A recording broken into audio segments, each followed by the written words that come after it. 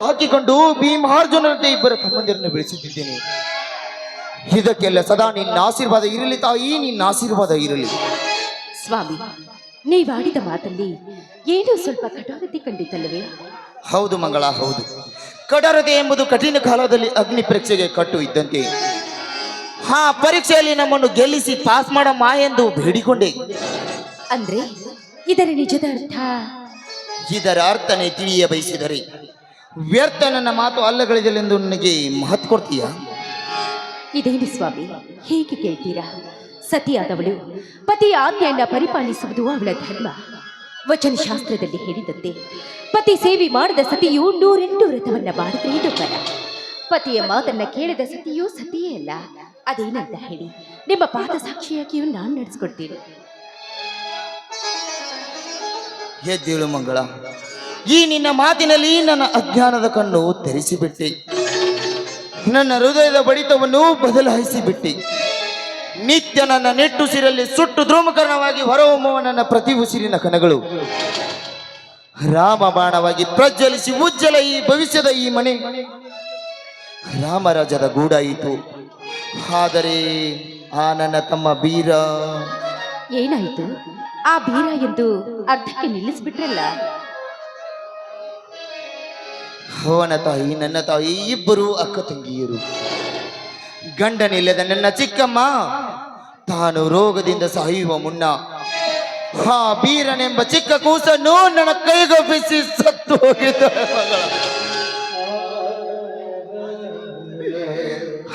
ಚಿಕ್ಕ ಕೂಸನ್ನೇ ನನ್ನ ಶಕ್ತಿವಂತ ತಮ್ಮನಾಗಿ ಬೆಳೆಸಿದ್ದೇನೆ.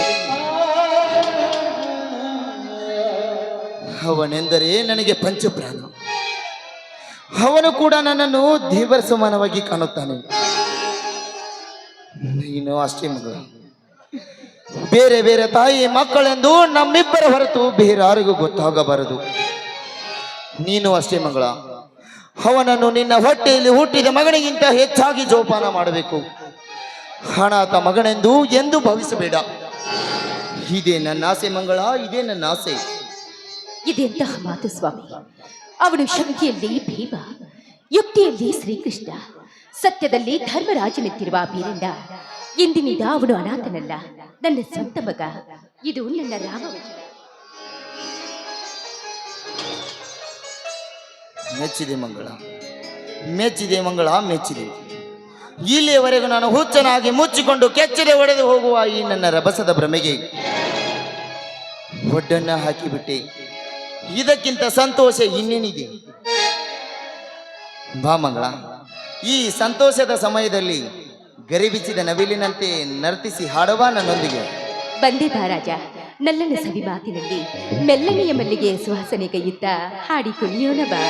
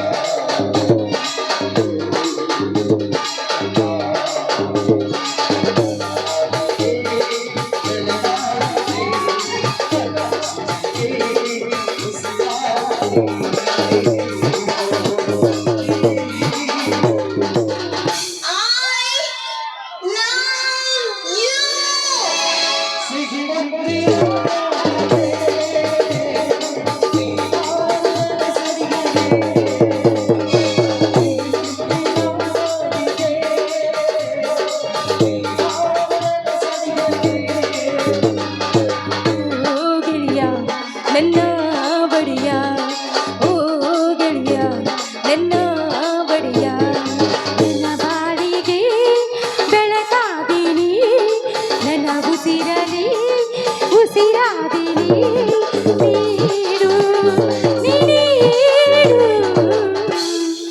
ರೀ ಎಂಚಿನ ಏನೋ ಬೇಕು ಅಂದ್ರೆ ಒಂದೇ ಒಂದು ಒಂದೇ ಒಂದು ಸಿಹಿ ಮುತ್ತಾದ್ರೂ ಕೊಡ್ತೀಯ? ಛೀ ಹೋಗಿ ಅಪ್ಪ, ನನಗೆ ನಾಚಿಕೆ ಆಗತ್ತೆ.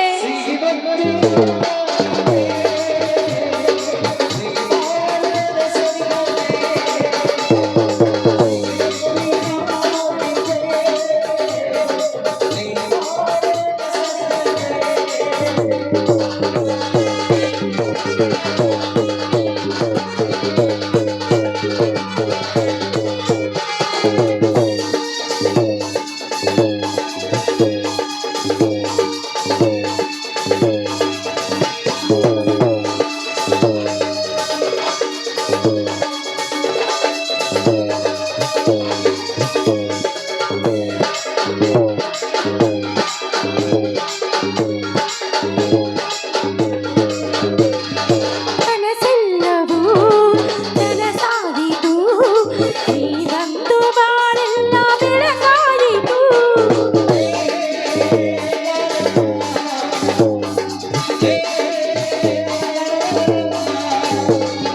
ಕನಸೆಲ್ಲವೂ ನನಸಾಗಿತು, ನೀ ಬಂದು ಬಾಳೆಲ್ಲ ಬೆಳಗಾಯಿತು.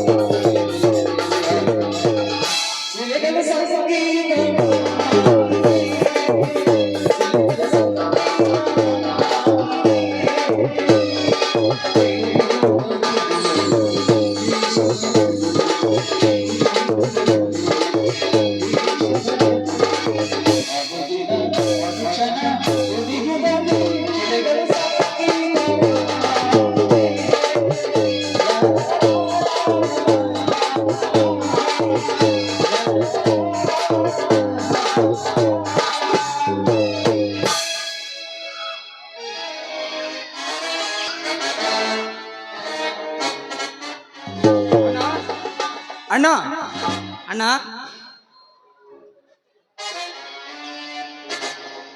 ಯಾಕೋ ಸೋದರ, ಕುರಿ ಹಟ್ಟಿಯಿಂದ ತಡವಾಗಿ ಬಂದಿಲ್ಲಪ್ಪ? ಹೌದಣ್ಣ, ಹಟ್ಟಿಯ ಕಸ ಗುಡಿಸಿ ಬಾಲಮರಿಗಳಿಗೆ ಮೊಲೆ ಉಣಿಸಿ ಅವುಗಳಿಗೆ ತಪ್ಪಲು ಕಟ್ಟಿ ಬರುವುದರೊಳಗೆ ಇವು ಹೊತ್ತಾಯ್ತಣ್ಣ. ಬಾ ಮಗ, ಬೇಗ ಕೈಕಲ್ ಮುಖ ತೊಳೆದುಕೋ, ಉಪ್ಪಿಟ್ಟು ತಿಂದು ಚಹಾ ಕುಡಿಯುವೆ ಅಂತೆ. ಈ ಬೀರನಿಗೆ ಚಹಾ ಏನಮ್ಮ? ಹೆತ್ತ ತಂದೆ ತಾಯಿ ಅಂತಿರುವ ನಿಮ್ಮ ಕೈ ತುತ್ತು ತಿಂದು ಬೆಳೆದ ಈ ದೇಹ ಈಗಾಗಲೇ ಒಂದು ಚರಿಗೆ ಹಾಲನ್ನು ಕುಡಿದು ಹುಳ್ಳ ನುಚ್ಚನ್ನು ಉಂಡೇ ಬಂದಿದ್ದೇನೆ. ಹಾ ಅತ್ತಿಗೆ, ನಾನಂದ್ರೆ ನಿಮಗೆ ಅಷ್ಟು ಇಷ್ಟವೇ? ಹೇ ಗೌತಮ, ಇವತ್ತು ಈ ರೀತಿ ಏಕೆ ಮಾತನಾಡುತ್ತಿರುವೆ? ನೀನಂದ್ರೆ ನಮಗೆ ಪಂಚಪ್ರಾಣ.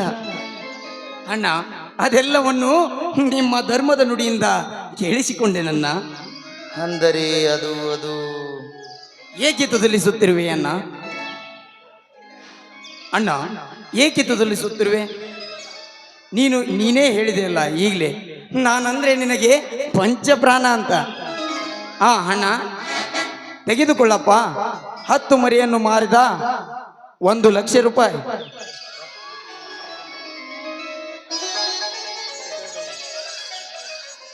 ಸೋದರ, ನಿನ್ನದೆಂತ ಸಾಧನೆ ಸೋದರ, ನಿನ್ನದೆಂತ ಸಾಧನೆ. ಈ ನಿನ್ನ ದುಡಿಮೆಯನ್ನು ನಾ ಎಷ್ಟು ವರ್ಣಿಸಿದರೂ ಸಾಲದು. ಈ ನನ್ನ ಸಂಸಾರ ನಡೆಯುವುದೇ ಆ ಕುರಿಮರಿಗಳಿಂದ.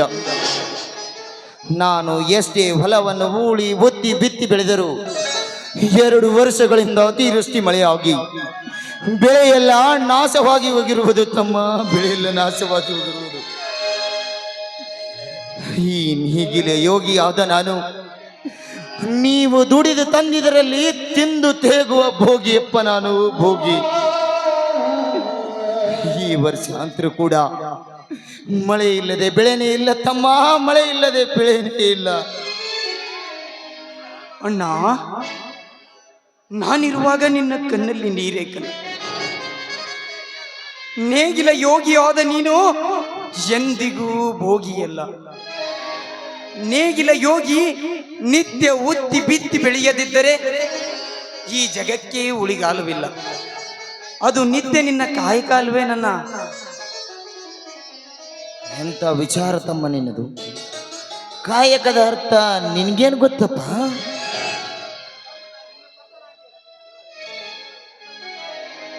ಅಣ್ಣ, ನಿನ್ನ ತಮ್ಮನಾಗಿ ಜನಿಸಿದ ನನಗೆ ಅಷ್ಟು ತಿಳಿಯುವುದಿಲ್ಲ ನನ್ನ. ಅಣ್ಣ ಕೇಳಿದೆ ಯೋಗಿ ಪದದ ಅರ್ಥವನ್ನು. ಅಂಗಹೀನ ಅಂದ ಅನಾಥ ಮಕ್ಕಳಿಗೆ ತಂದೆಯಾಗಿ, ಮೂಗರಿಗೆ ಮೇಘನಾದವಾಗಿ, ಕಲೆ ಸಾಹಿತ್ಯ ಗಾಯನ ಮಾಡಿ ಕಲಿಸಿಕೊಟ್ಟ ಆ ಗದುಗಿನ ಪುಟ್ಟ ರಾಜರು ಗಾನಯೋಗಿ. ಲಕ್ಷಾನುಲಕ್ಷ ವಿದ್ಯಾರ್ಥಿಗಳಿಗೆ ವಿದ್ಯಾದಾನ ಮಾಡಿ ಅನೇಕ ಶಿಕ್ಷಣ ಸಂಸ್ಥೆಗಳನ್ನು ಕಟ್ಟಿ ತ್ರಿವಿಧಿ ದಾಸೋಹಿಯಾದ ಶ್ರೀ ಸಿದ್ಧಗಂಗಾ ಶ್ರೀಗಳು ಶಿವಯೋಗಿ. ಹಳ್ಳಿ ಹಳ್ಳಿಗೆ ಸಂಚಾರ ಮಾಡಿ ಕೋಟಿ ಜಪಯಜ್ಞ ಮಾಡಿಸುತ್ತಾ ಬಂದ ಭಕ್ತರಿಗೆ ದೀಕ್ಷೆ ಕೊಟ್ಟು ಈ ಮಾಂಸಮಯ ಶರೀರವನ್ನು ಮಂತ್ರಮಯ ಶರೀರವನ್ನಾಗಿಸಿದ ಆ ನನ್ನ ಗುರು ಶ್ರದ್ಧಾನಂದರು ಸಂಚಾರ ಯೋಗಿ.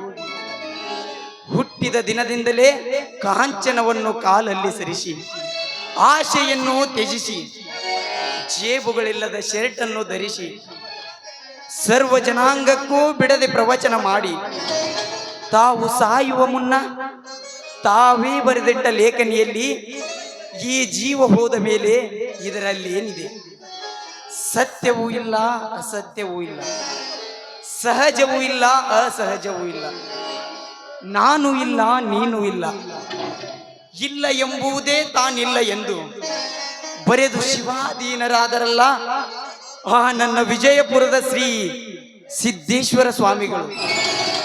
ಅವರು ಧ್ಯಾನ ಯೋಗಿಗಳನ್ನ ಜ್ಞಾನ ಯೋಗಿಗಳು. ಎಂತ ಮಾತನ್ನಾಡಿದೆವು ತಮ್ಮ ನೀನು, ಎಂತ ಮಾತನ್ನಾಡಿದೆವು. ಅಷ್ಟೇ ಅಲ್ಲಣ್ಣ, ಸೃಷ್ಟಿಕರ್ತ ನಿರ್ಮಿಸಿದ ಈ ಸೃಷ್ಟಿಯಲ್ಲಿ ದಿನನಿತ್ಯ ಉತ್ತಿ ಬಿತ್ತಿ ಬೆಳೆದು ದೇಶಕ್ಕೆ ಅನ್ನ ಹಾಕುವ ನೀನು ನೇಗಿಲ ಯೋಗಿಯನ್ನ, ನೇಗಿಲ ಯೋಗಿ. ತಮ್ಮ, ನೀನು ಆಡುತ್ತಿರುವ ಒಂದೊಂದು ಮಾತುಗಳನ್ನು ಕೇಳಿದರೆ ನಾ ಈ ಜಗವನ್ನೇ ಮರೆತು ಬಿಟ್ಟೆನಪ್ಪ, ಈ ಜಗವನ್ನೇ ಮರೆತು ಬಿಟ್ಟೆ. ಅಣ್ಣ, ಏನಿದೆಲ್ಲ ಸಂತೋಷದ ಸಂಭ್ರಮ? ಬಾರಪ್ಪ ಶಶಿಧರ, ಅಭ್ಯಾಸವು ಹೇಗೆ? ಚೆನ್ನಾಗಿ ನಡೆದಿದೆ ತಾನೇ? ಡಿಗ್ರಿ ಅಭ್ಯಾಸತ್ತಿಗೆ ಚೆನ್ನಾಗಿದೆ, ಆದರೆ ಹಣಕ್ಕಾಗಿ ಅಣ್ಣನ ಕಡೆಗೆ ಬಂದೆ. ಅಣ್ಣ ಅಣ್ಣ ಈಗಲೇ ಮರಿ ಮಾರಿದ ಹಣವಿದೆಯಲ್ಲ, ಅದನ್ನೇ ನನ್ನ ತಮ್ಮನಿಗೆ ಕೊಟ್ಟು ಬಿಡು. ಬಾರಪ್ಪ ಶಶಿಧರ, ಎಷ್ಟು ಬೇಕಾಗಿದೆಯೋ ಹಣ?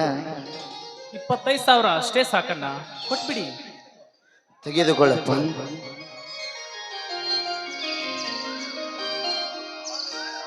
ಹಣ ಅಂದ ಮೇಲೆ ಸ್ವಲ್ಪ ಹಿಡಿತದಲ್ಲಿರಬೇಕಪ್ಪ. ಸ್ವಾಮಿ, ನಮ್ಮ ಸಂಸಾರ ಈಗ ಎಂತ ಆನಂದ ಸಾಗರವಾಗಿದೆ ನೋಡಿ. ಹೌದು ಮಂಗಳ, ಈ ಇಬ್ಬ ನನ್ನ ತಮ್ಮಂದಿರೇ ನನಗೆ ಸರ್ವವಾಸ್ತಿ. ಬನ್ನಿರಪ್ಪ, ಈ ಆನಂದ ಸಾಗರದಲ್ಲಿ ಎಲ್ಲರೂ ಕೂಡಿ ಆನಂದಿಸೋಣ.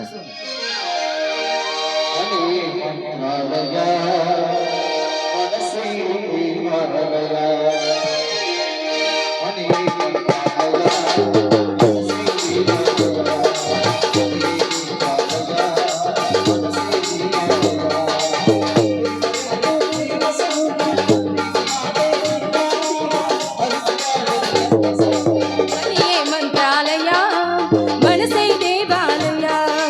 ಮನೆಯೇ ಮಂತ್ರಾಲಯ, ಮನಸೈ ದೇವಾಲಯ. ದೇವರಿಂದ ಪ್ರೇಮದ ಸ್ವಲ್ಪ ಪ್ರೀತಿ ಮಾತೆ ನನ್ನ ದೀಪ. ಐದು ಬಾಳಲು ಜನ್ಮ ಸಾರ್ಥಕ.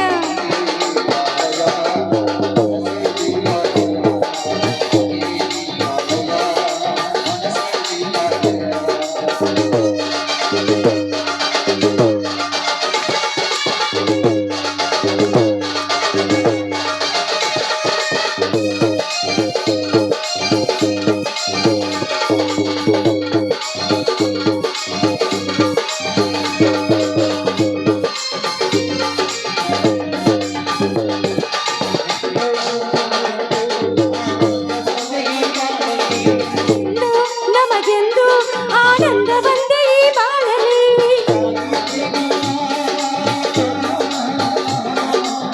ತಂದೆಯ ಪ್ರೇಮ